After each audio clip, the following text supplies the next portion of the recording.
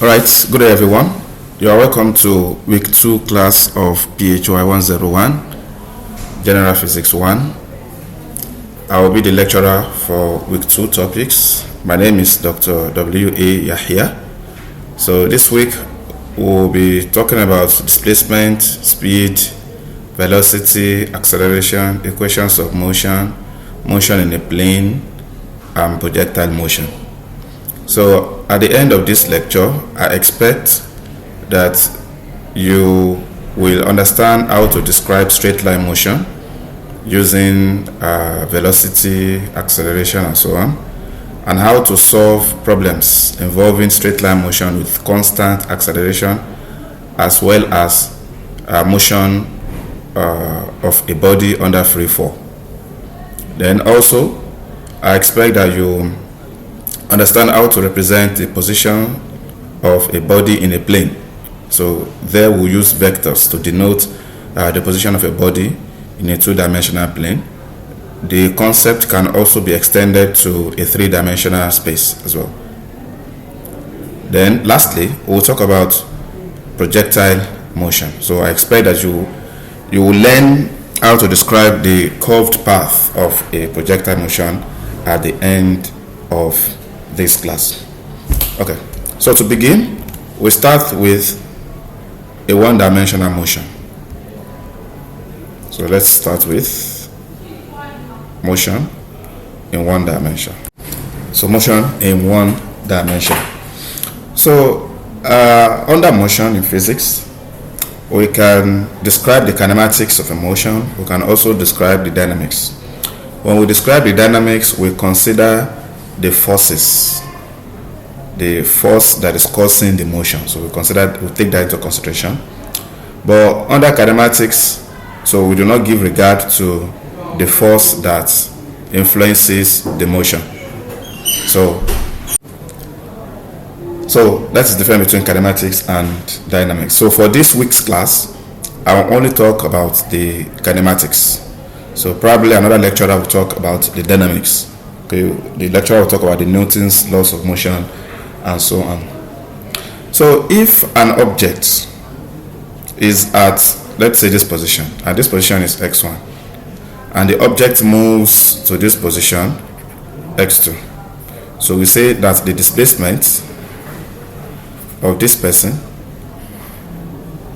is x2 minus x1.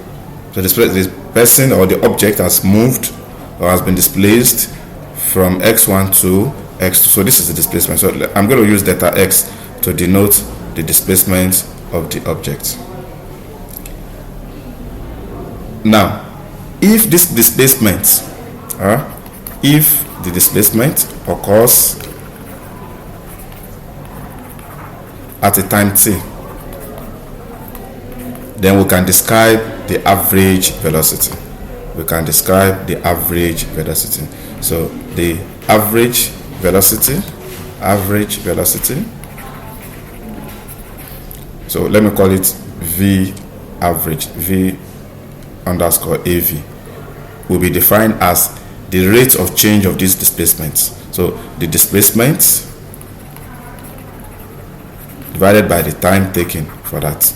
So in symbol, we can write it as x2 minus x1 divided by the time it takes. So let's say the original time is t1 and the final time is t2.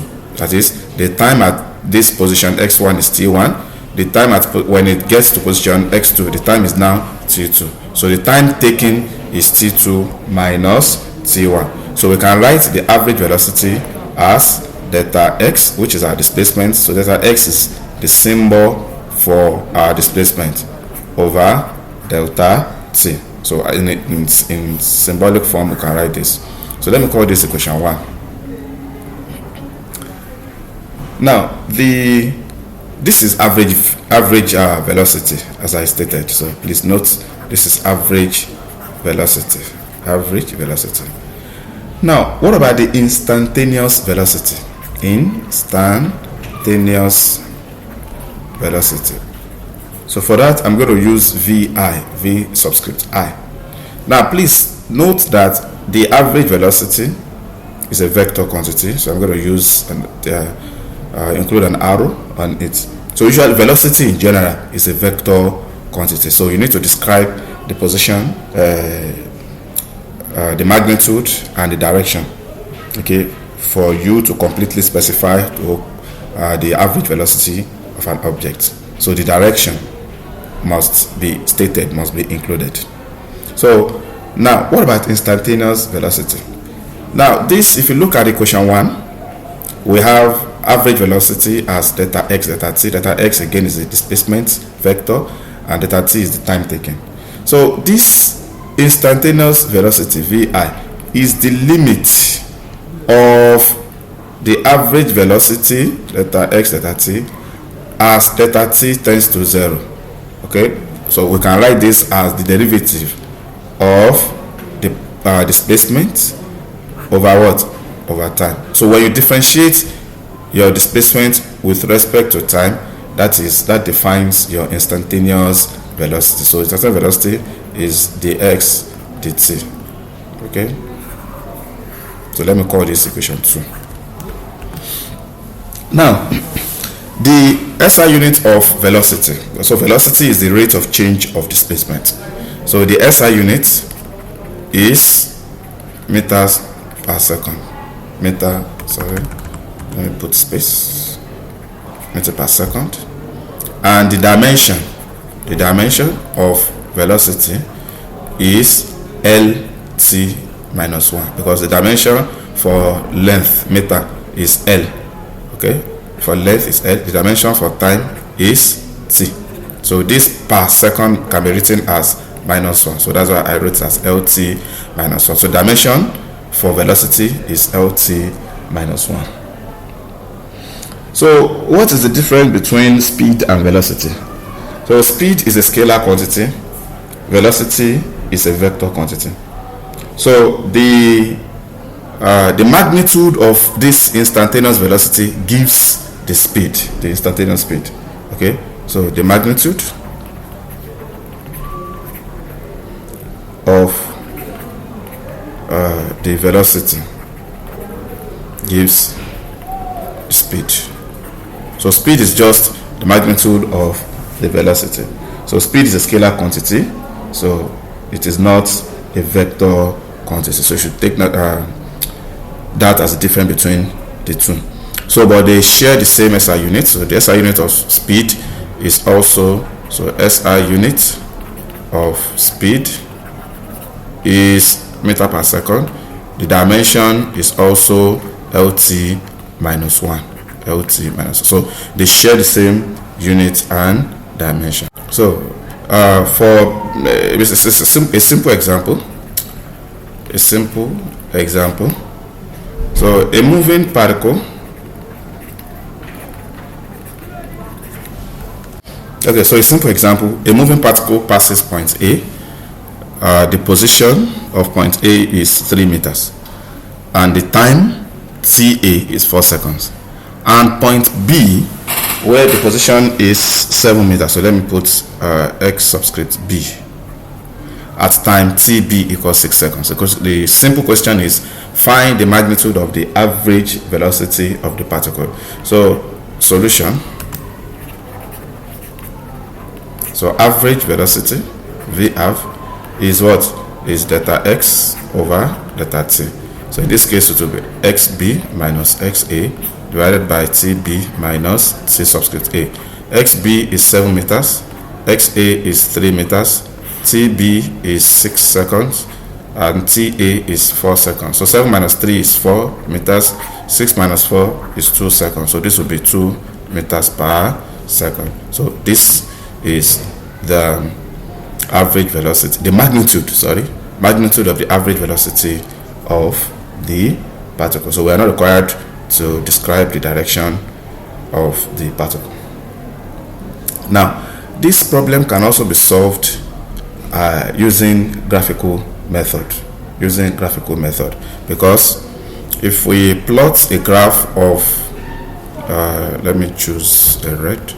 So if we plot a graph of displacement, so let's call it x against time, okay, and it happens like this. So let's say this is time ta, and this is position xa, time tb, position xb. So if you find the slope of this graph, so the slope of a displacement time graph, okay, gives the velocity.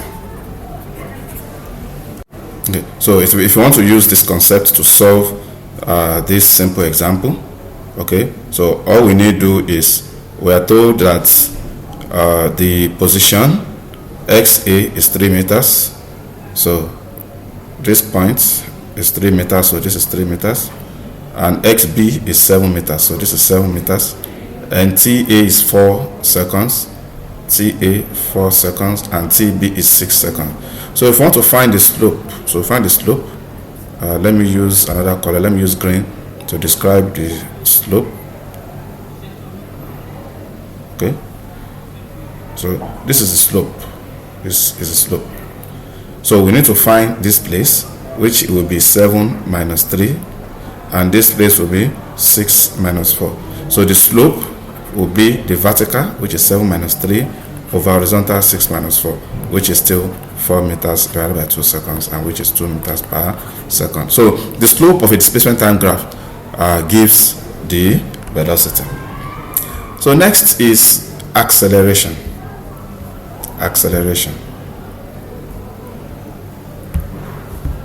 So let's start from average acceleration.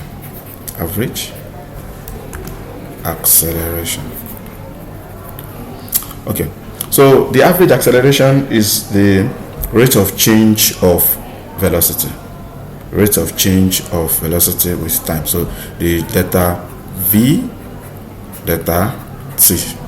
So final velocity, so this can be written as the final velocity minus initial velocity over final time minus initial time.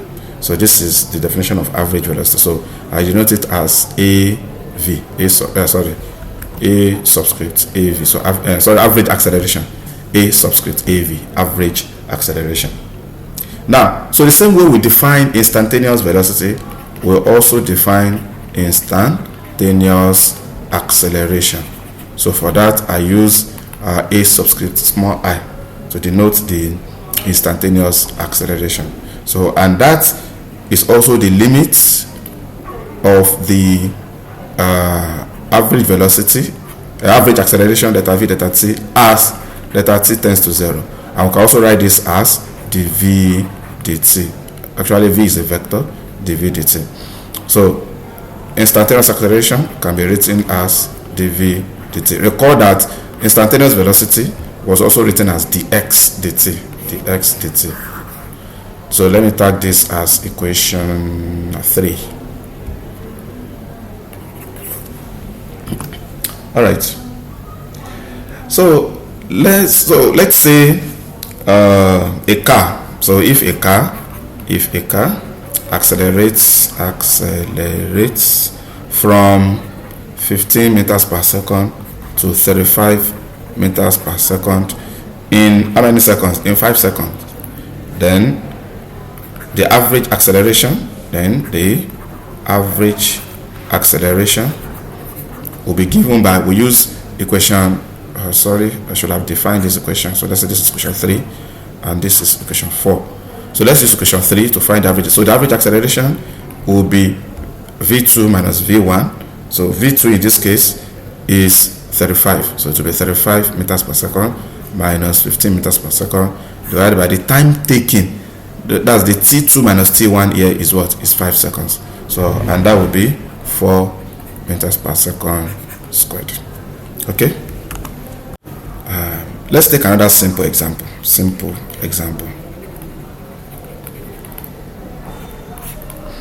So, okay, so this is another simple example. A car travels 270 kilometers in 4.5 hours. So the question is, the first part of the question is, what is its average velocity?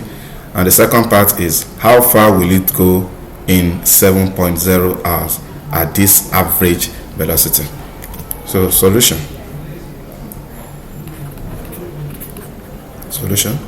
So they said the car travels 270 kilometers in 2.5 hours. So that's the displacement. So delta x is 270 kilometers in 4.5 hours. That's our t2 minus t1. Okay, is 4.5 hours. So the first part of the question is, what is its average velocity? So the average velocity, v average, will be delta x delta t, and that will be 270 kilometers divided by 4.5 hours.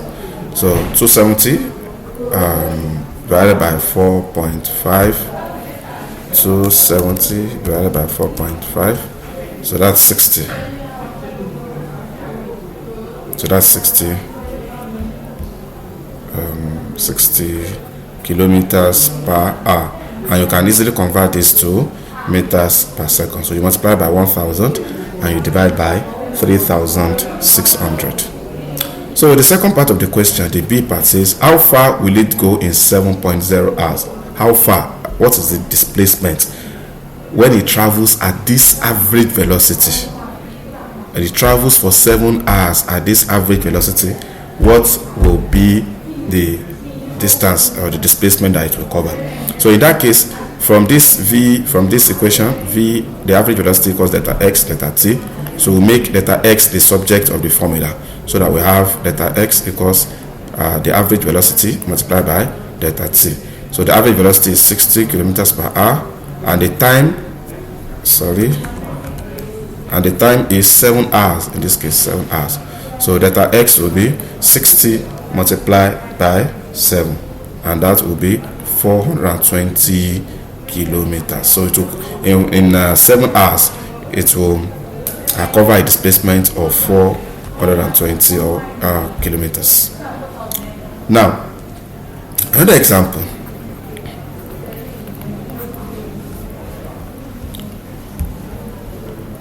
The example is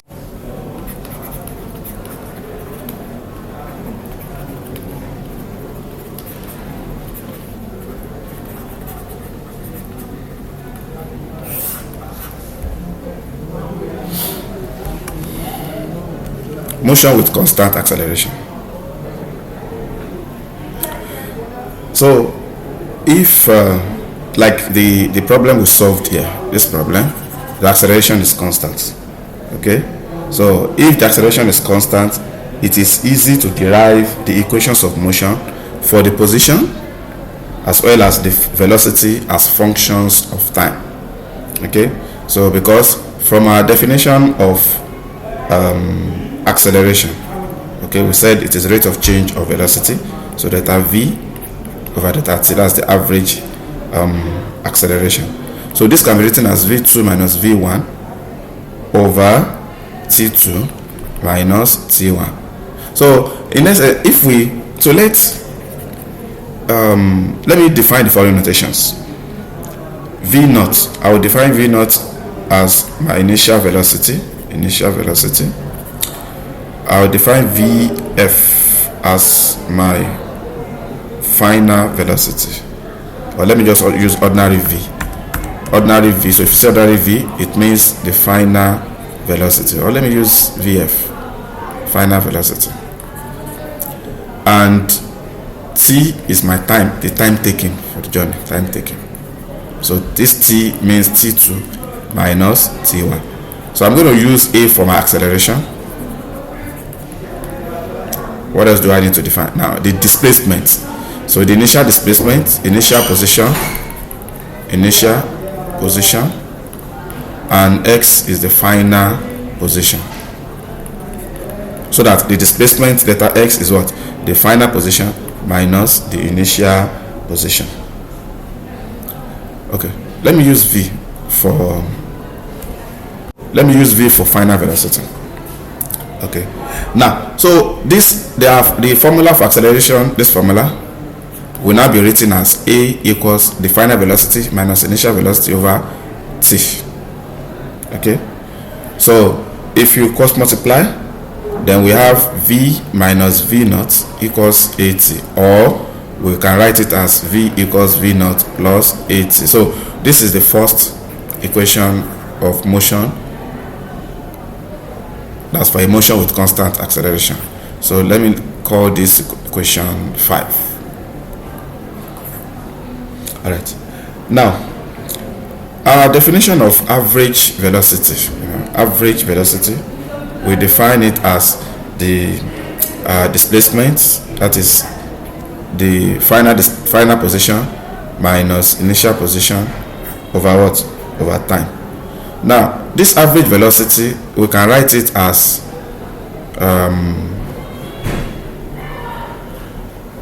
v naught plus v, that is the initial velocity plus final velocity over time. So that is the average. So equals x minus x naught over t. So if we cross multiply, if we cross multiply from here, we have x minus x naught equals the average velocity, which is v naught plus v over 2, then multiply by t. So this is another equation of motion. So let me call this equation 6, or this is 5a, 5b.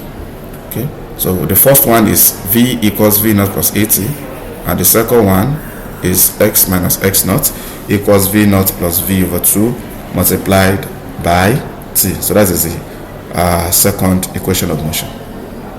So in this second equation of motion, which is 5b, if we substitute equation 5a, which is for the velocity v equals v naught plus at, if substitute v in equation 5a into equation 5b, what do we have?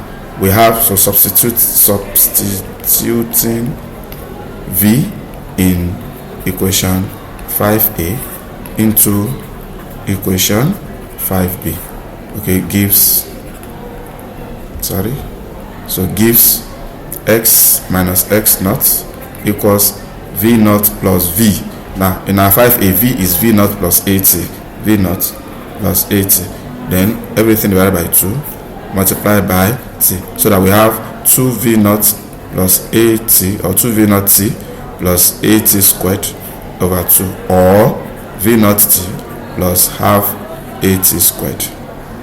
Okay, so that we have x minus x naught equals v naught t plus half 80 squared. So this is the third equation of motion for a body under constant moving under constant acceleration. So let me call it 5c. So the same way, if we substitute, instead of substituting for v in equation 5a, if you substitute for t, okay, t will be v minus v naught over a. So substituting for t in equation 5a into 5b gives, so that will give, so after simplification we obtain v square equals v naught square plus 2a x minus x naught. So, and this is the fourth equation of motion for a body under uniform acceleration. So 5d. So 5a, 5b, 5c, 5d, they are the equations of motion for an object moving in a straight line with uniform acceleration. All right, let's take a simple example.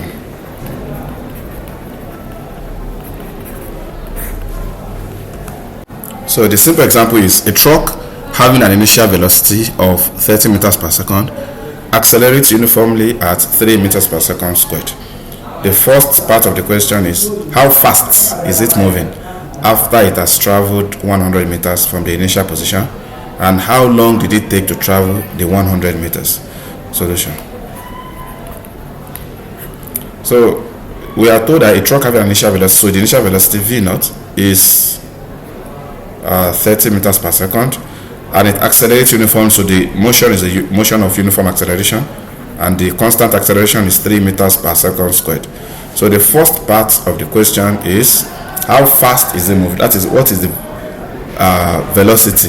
That is, what is the final velocity? So it has traveled a distance of 100 meters.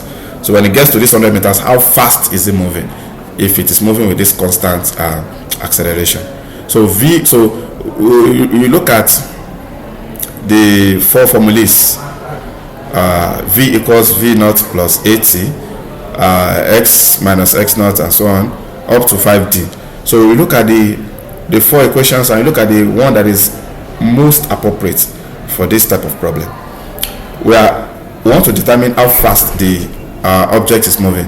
So if you want to use 5a, you need the initial velocity, which is given, you need the acceleration, which is given, but there is no time is not given. So the most appropriate to use in this case will be 5d, so which is v squared equals v naught squared plus 2a x minus x naught. So in this case, we are told that it has traveled the distance of 100 meters. So it means the x minus x naught, which is delta x, is 100 meters. So that v squared will be v naught squared. V naught is 30 meters per second squared plus 2a x minus x naught 100 meters. Okay, so that v squared, so this will be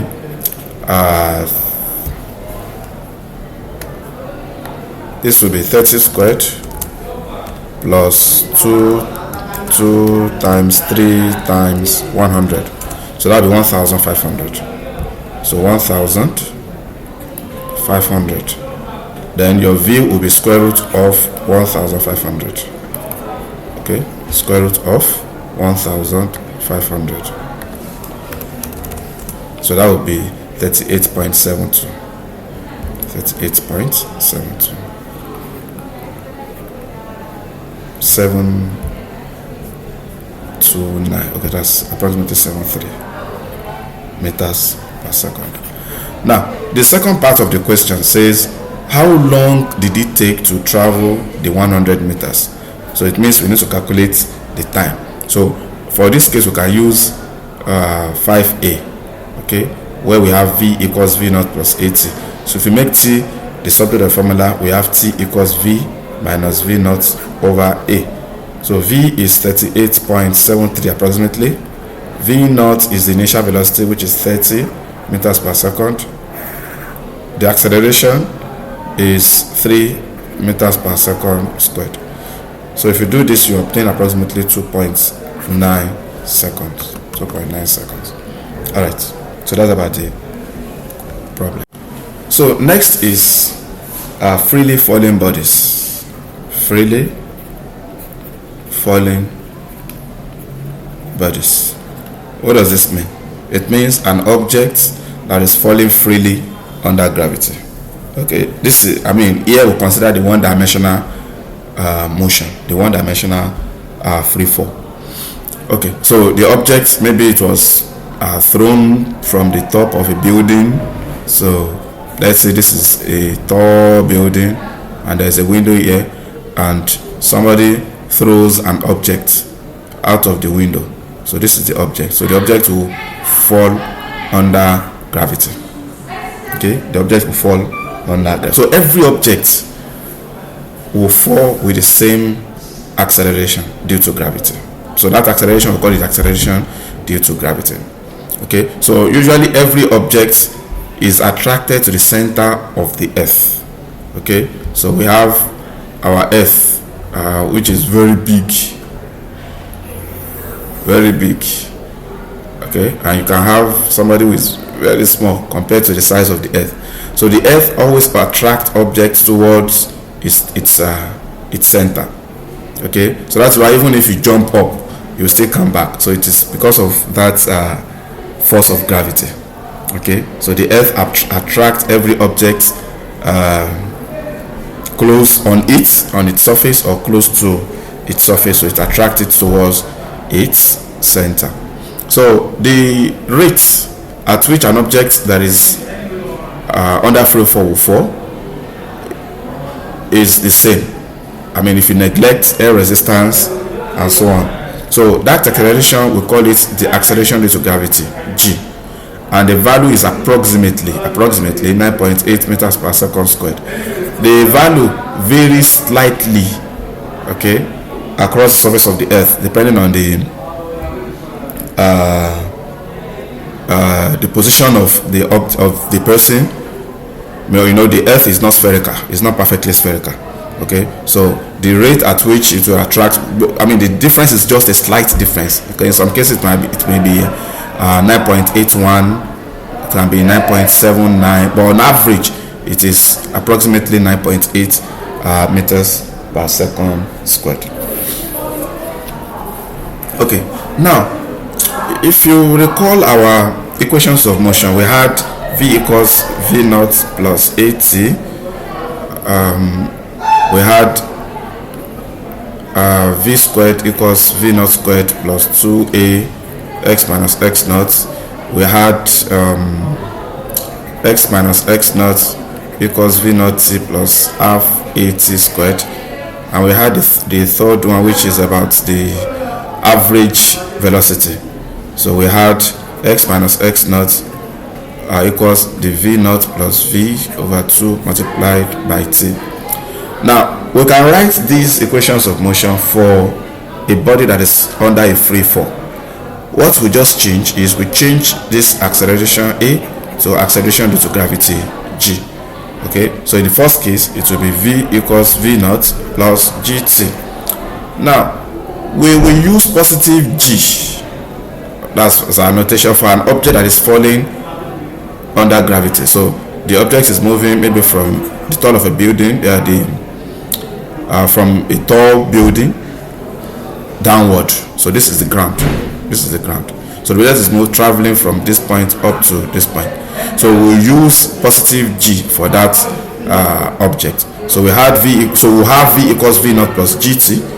The first case, let's call it 6a, and for the second case, we have v squared equals v naught squared plus 2g. Instead of x now, we now have y, since it's a vertical motion.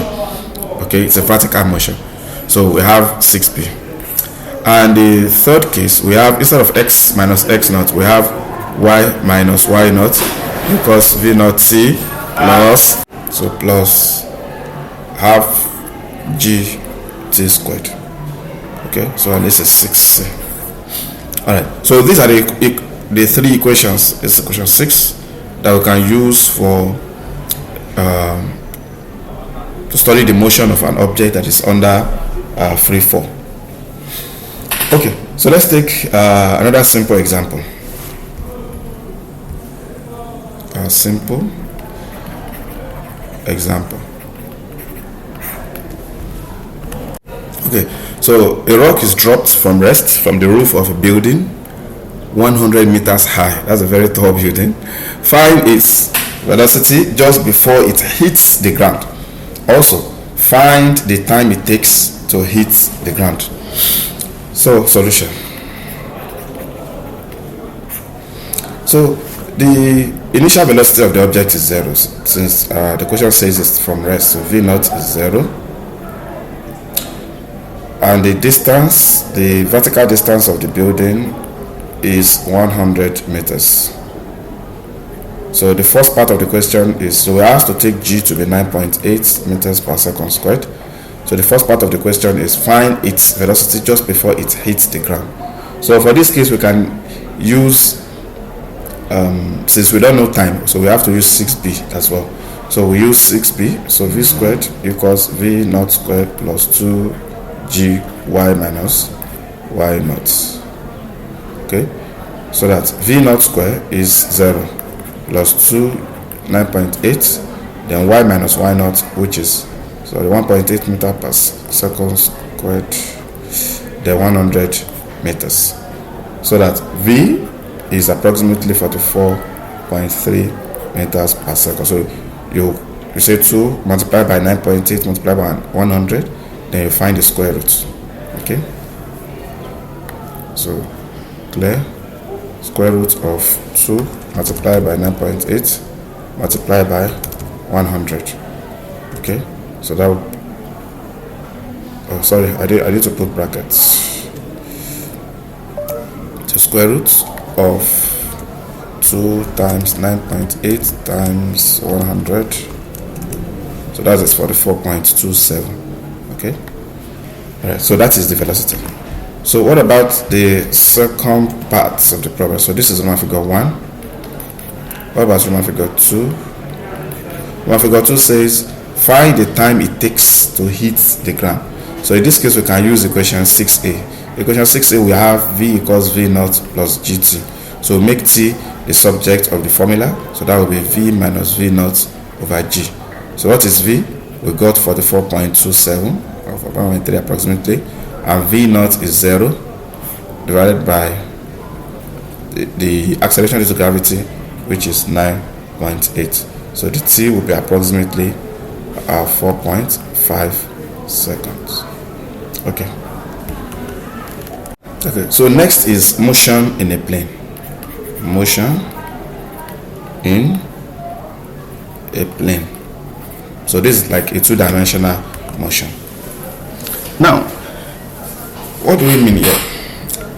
We can have an object. So let's say, we have looked at the case whereby the acceleration is, the motion of the object is horizontal. Okay, so we had those 4 equations of motion, v equals v naught plus at and so on. Then we have also considered the motion of a free fall. That's an object that is falling under gravity. So this one is a one-dimensional motion. This is also a one-dimensional motion. This one is vertical, which is y. This one is horizontal, that is x. So in this case, we want to consider a situation where we have the two. Okay, so the object is in a plane. It's not just moving horizontally, and it's just not just moving vertically. So for a plane, we use the position vector. So let's say this is the x-axis and this is the y-axis. That's the horizontal and vertical, and the object is here. So the position of this object, let's say the object is point P. The position of this object is the position vector r. Now, this position vector r can be written as a combination of x on the horizontal axis and y on the vertical axis. So this I and j, they are unit vectors. So the I will tell us the direction for the horizontal and j for the vertical. So the position vector of this object P, r, which is r, is defined as r equals xi plus yj. Let me call this equation 7. Now, from the position vector, we can define the average velocity. Okay, we have defined average velocity earlier for one-dimensional motion. So the average velocity in this case is v average equals, in this case, will be r2 minus r1 over t2 minus t1, which can be written as delta r over delta t. Average velocity, rate of change of displacement. So the displacement in this case is the final position vector r2 minus initial position vector r1. So let me call this equation 8. So the same way, the instantaneous velocity in this case will also be the limit of delta t tends to 0 of delta r delta t, and this can be written as the r dt. Okay, so this is the instantaneous velocity.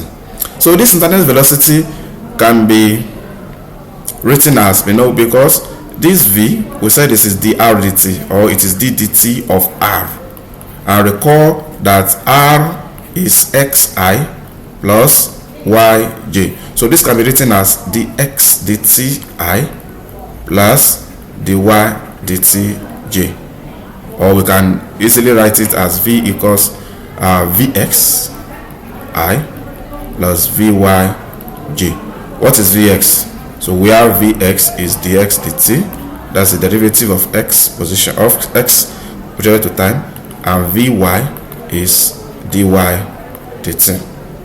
Okay, so let me call this equation 10. So we can write the instantaneous velocity as equation 9 or as written in equation 10. Now, since velocity is a vector quantity, we also need the direction of the velocity. We have written if you write the instantaneous velocity as vxi plus vyj. How do you find the magnitude of this vector? If you have a vector, you recall that if you have a vector a equals, maybe 2i plus 3j, 3i plus 2j, and you want to find the magnitude of this vector, it's going to be 3 squared plus 2 squared. Okay, so in this case, the absolute value of v of this instantaneous velocity will be square root of vx squared plus vy squared.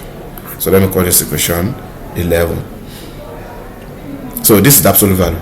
Now what about the direction? So the direction, which is this theta here, let me redraw the diagram. So let me draw the x position. So let's say this is vx and this is vy. So the position vector, so this is the object, okay, at position P. So this vector, okay, this vector here will be the velocity vector v. So so let me say this is alpha. So vector, let me put an arrow on it. So this vector v is a combination of the vx and vy. So if you want to find this angle alpha, okay, so you need to use SOHCAHTOA. So this is opposite, this is adjacent, okay, this is opposite, this is adjacent. So if this is vy and this is vx, then we use tan for our angle. So opposite, so TOA is opposite and adjacent. So in this case, we get this angle alpha from tan alpha equals vy divided by vx, so opposite over adjacent. So let me say this is question 12. So the same thing with the acceleration vector, okay, acceleration vector. So I'll be brief with this. So the average acceleration is delta v delta t, which is v2 minus v1 over t2 minus t1. So again, the instantaneous acceleration is the limit as delta t tends to 0 of delta v delta t. So, and this can be written as the v dt. So similarly, we can write this instantaneous acceleration as axi plus ayj. And if we want to find the absolute value, so we can use the method we used earlier. So the absolute value of the acceleration is square root of ax squared plus ay squared. All right. So let's take an example.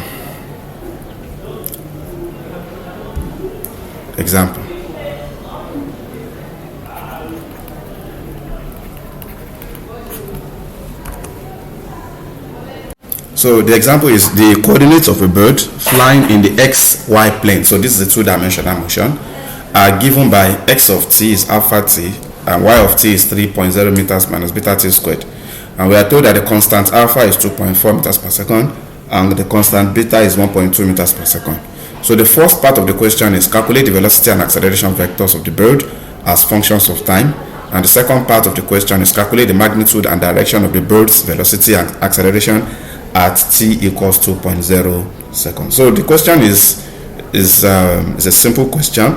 All you need to do is to write the vector form of the position. So you write the position vector, from there differentiate to get the velocity, differentiate the velocity to get acceleration, and substitute the values of the constant alpha and beta and the time, then you get your answers. So let's start. So the first part, A, we are told that x of t, okay, x of t is alpha t, and alpha is 2.4, so that is 2.4 meter per second t. That is x of t. Now y of t is given as 3.0 meters minus beta t squared, and beta is 1.2, so that will be 3.0 meters minus 1.2 meters per second t squared. Now from this x and y we can write our position vector. So the position vector r is xi plus yj. So if you can do this, you have solved the problem.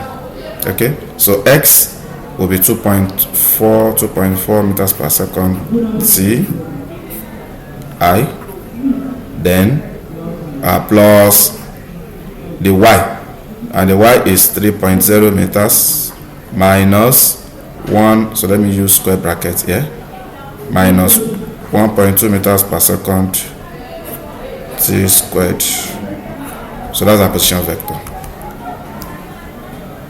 So from this position vector we can determine the velocity vector and the acceleration vector. So the velocity vector v is, recall that it is the derivative of the position vector with respect to time. So what we do is we differentiate this with respect to time, and we differentiate this with respect to time. So if you differentiate 2.4 t, this meter per second is just the unit. 2.4 t with respect to time, we get what? 2.4. Okay, just 2.4 meters per second. I. Then if you differentiate 3, the 3 is a constant. Anytime you differentiate a constant, you get 0. So then minus, when you differentiate 1.2 t squared with respect to time, you get 2 times 1.2, and that will be what? That will be 2.4 meter per second t. Okay, so you remove 2 minus 1, then 2 times 1.2, 2.4. Okay, so this will be, I think this will be per second squared now.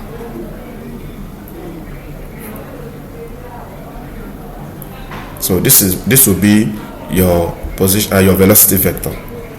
Now, what about your acceleration vector? Your acceleration vector will be, you differentiate your velocity vector with respect to time, so dv dt.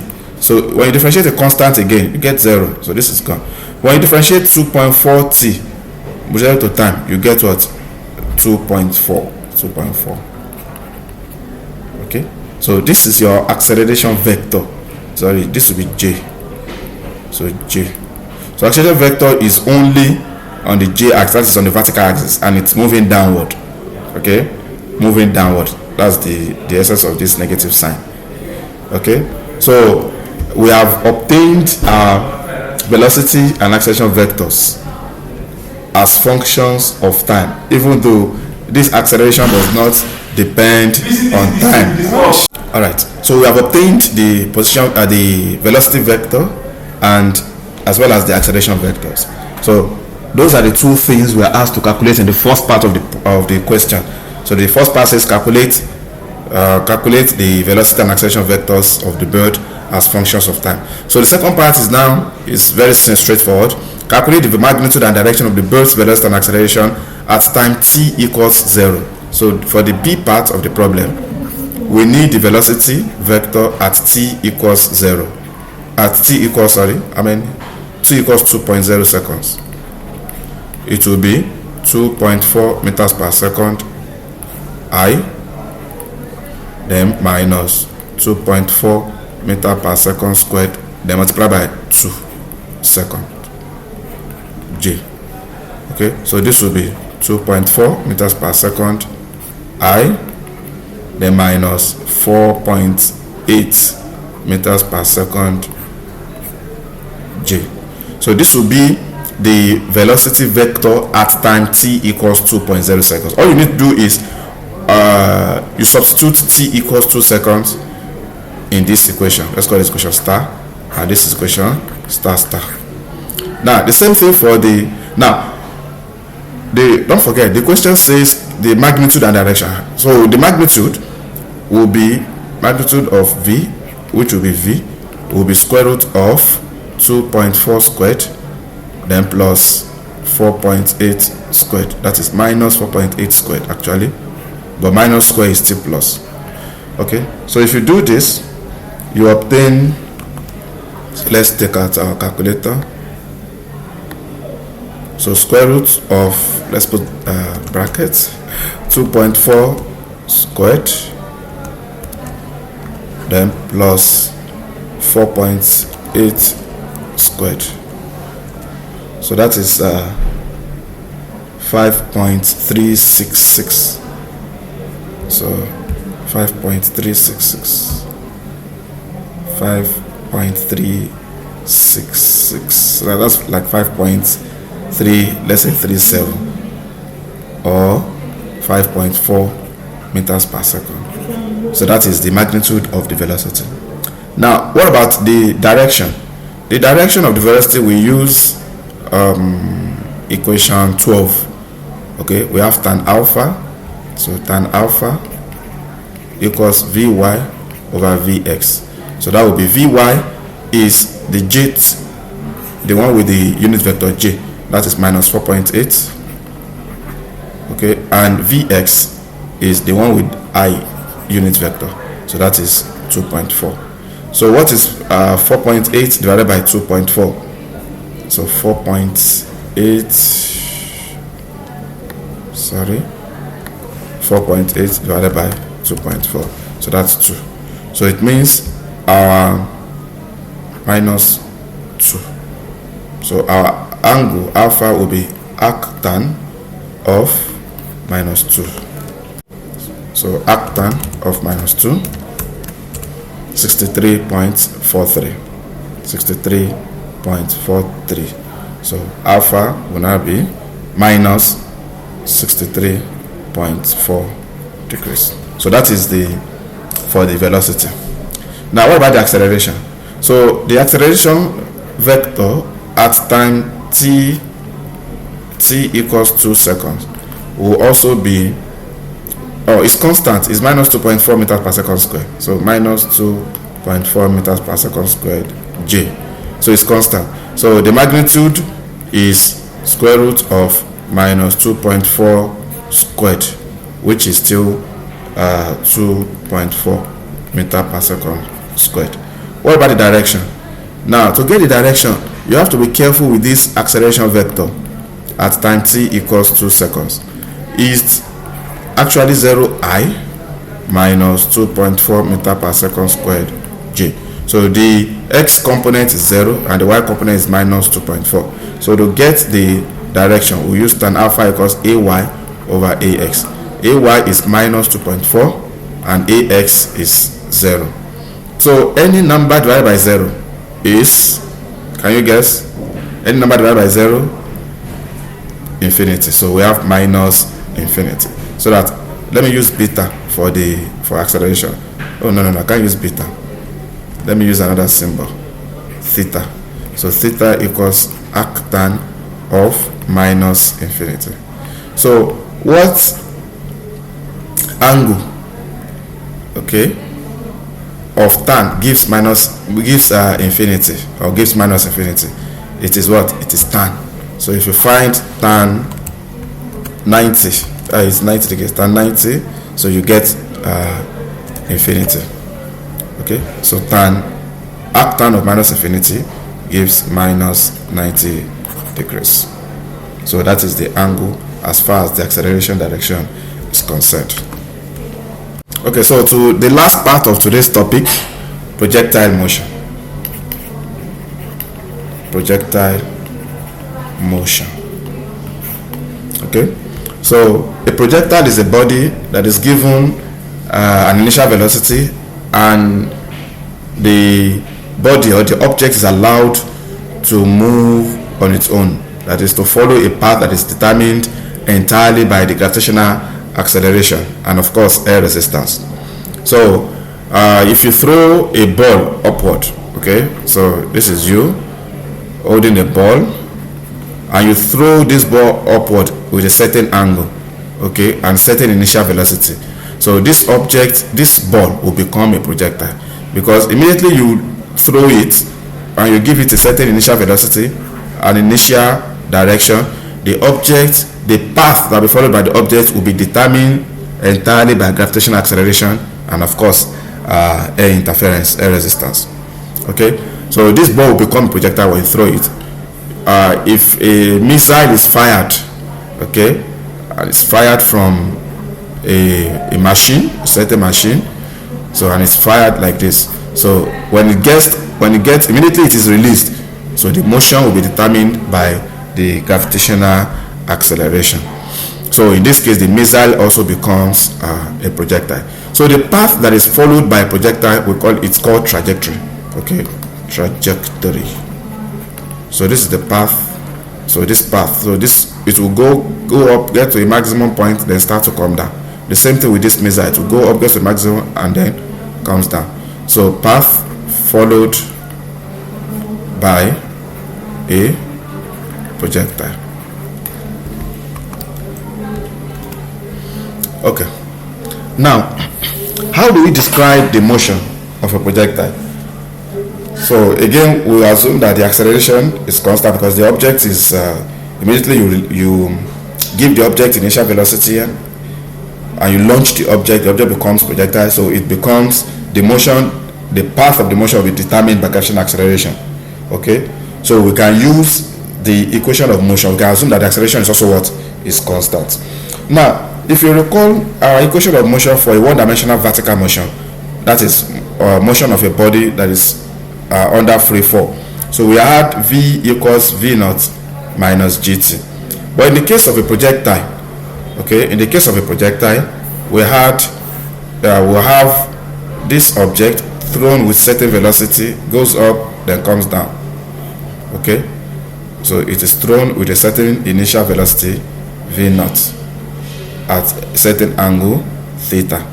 So the time it takes the object to travel from this point up to this point, so that time we call it the time of flight. Time of flight. Now this distance, the horizontal distance covered, is called range R, and the maximum height the object reached, we denote it as h. So we can derive a formula that calculates this time of flight, the range, and the maximum height. So the time of flight, which is the total time taken for the entire projectile to move from when it was released till when it gets back to the original to the horizontal axis. So the t is 2 v naught. V naught is the initial velocity, sine theta. The theta is the angle at which the projectile is launched, over g. G is the acceleration due to gravity. So let me call this equation 13. Equation 13. And the range, that is this horizontal distance that is covered by the projectile, is calculated using v naught squared sine 2 theta divided by g. Let me call this equation 14. And the maximum height that is reached by the projectile is calculated using v naught squared sine square theta over 2g. Okay. So because of time, I will not be able to go through the detailed proofs. Okay, so let me take a simple example, then we stop here for this week. So example. So you can read more about this in the note. So the note is contains some more information. So the simple example is a football is thrown with a velocity of 10 meters per second, that is initial velocity, at an angle of 30 degrees above the horizontal. A, how far away should its intended receiver be? B, what will the time of flight be? How far away should its intended receiver be? It means we are asked to calculate the range. So the object is thrown from here at a certain angle theta. The angle is 30 degrees, and the initial velocity is 10 meters per second. 10 meters per second. So the question is, where should the receiver stand? Okay, because this object will continue like this. So what will be the range? So we have to calculate the range. That's for the first part. And the second part, what would the time of flight be? That is, what will be the time taken by the projectile when it's how long will the projectile take when it is launched till when the receiver receives it at the other end, at the other side. So the A part, we use R. So R equals V naught squared sine 2 theta over G. So V naught is 10 meters per second, and theta is 30 degrees. G, of course, it should be taken as 9.8 meters per second squared. So V naught is 10 meters per second, so you square it, sine 2 theta, so sine 2 times theta, that is 2 times 30, then divided by 9.8. So this can be actually written as 10 squared is 100, then times sine 2 times 30, that's sine 60 degrees, divided by 9.8. So what is sine, what is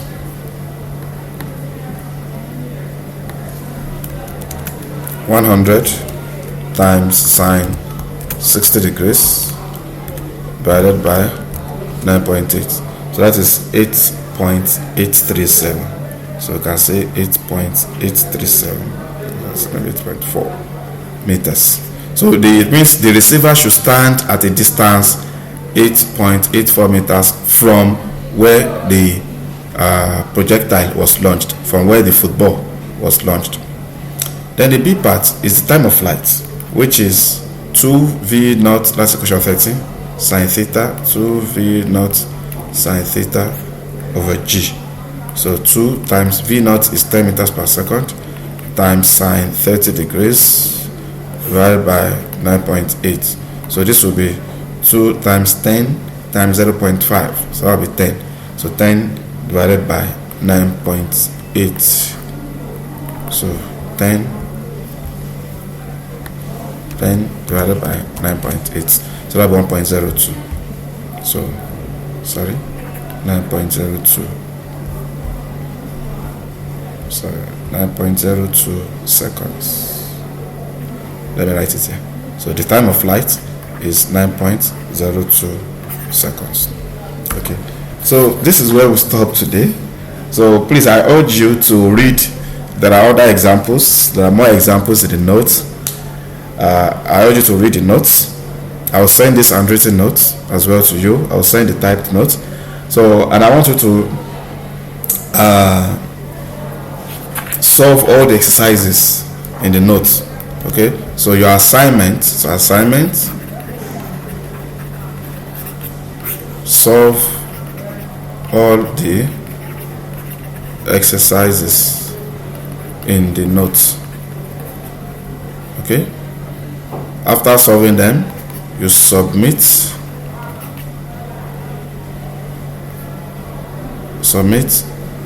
on, today is 5, so submit on 12th December. Submit on 11th December 2023. That's on Monday. Before, so time before 12 noon. Okay, before 12 noon on Monday, so you should submit. So you solve all the exercises. All right, see you later.